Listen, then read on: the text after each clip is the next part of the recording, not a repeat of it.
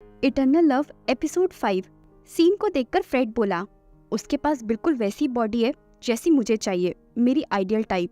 Haven से मैं बस यही विश करूंगा कि मुझे इसकी ये बॉडी मिल जाए। वेंडी बोली, तो तुम इसका फेस भी क्यों नहीं चुरा लेते हो? फ्रेड थोड़ा सीरियस होकर बोला, वैसे तो तुम ठीक ही बोल रही हो, लेकिन इससे दोनों चीजें ले लेना ज्यादा नहीं हो जाएगा? वेंडी सोचती है कि लड़का इस बारे में सीरियसली सोच भी रहा है। तभी वेंडी का कैमरामैन बोला, वेंडी फ्रेड, काउंटडाउन बस शुरू ही होने वाला है और यहाँ पे बहुत भीड़ भी है, इसलिए तुम दोनों केयरफुल रहना। ठीक है, वेंडी बोली। न्यू ईयर का काउंटडाउन शुरू हो जाता है।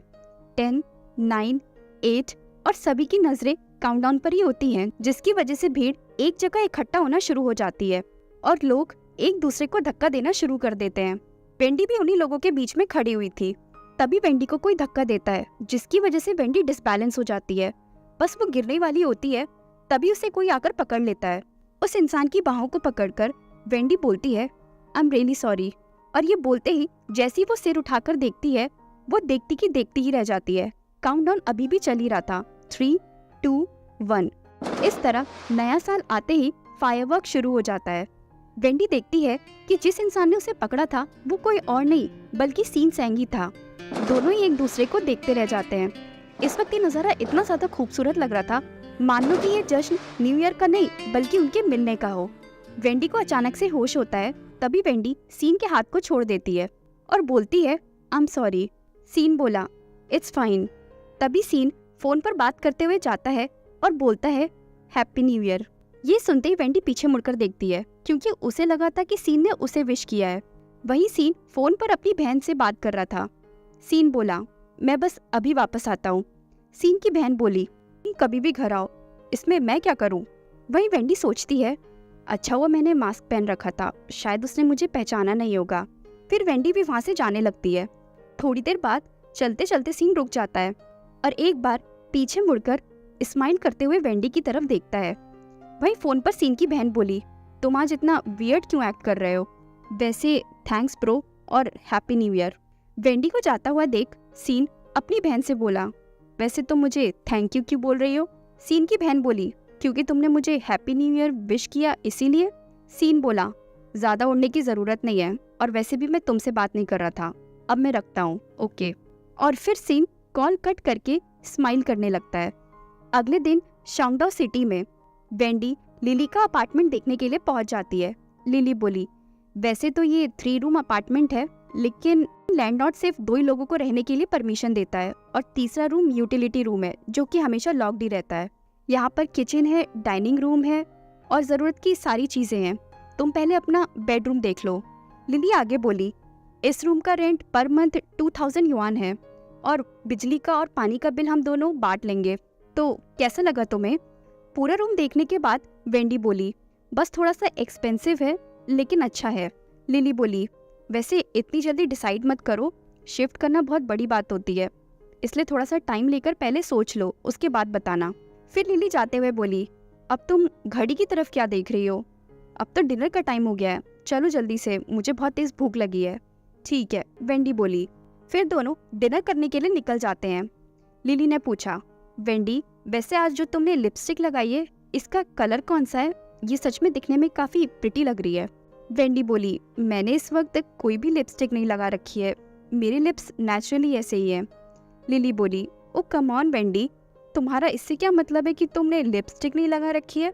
हम दोनों लड़कियां ही है, तो तुम मुझे बता सकती हो। तभी लिली का फोन रिंग करने लगता है। लिली कॉल उठाकर बोली, हेलो डार्लिंग, क्या कर रहे हो तुम?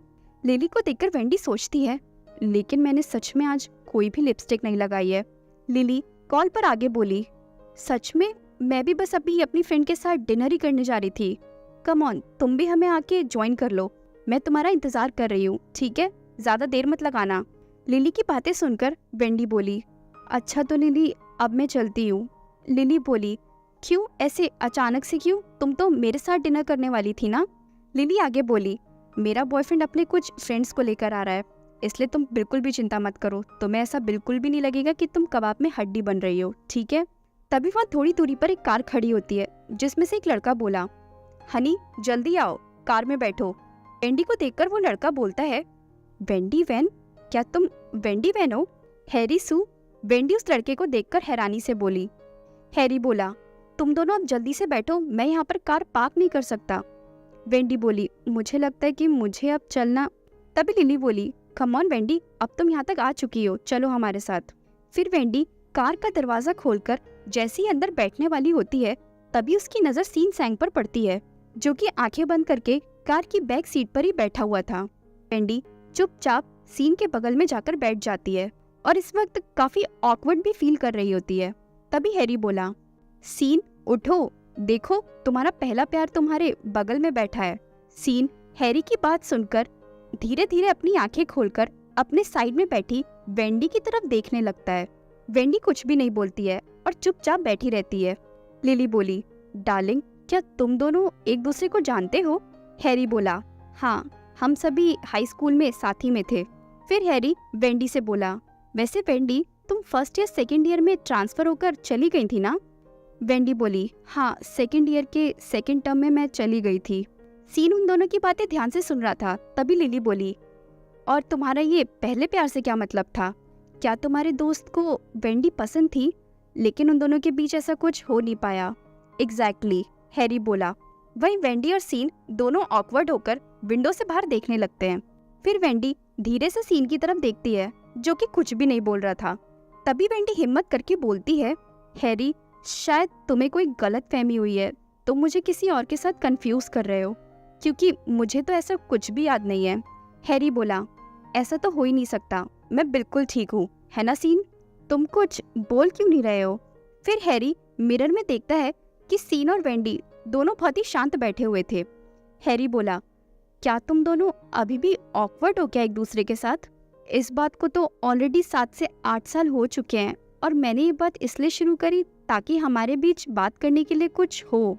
हैरी ने फिर से सीन से पूछा, सीन, कहीं ऐसा तो नहीं कि तुम अभी भी वेंडी को पसंद करते हो? बोलो सीन।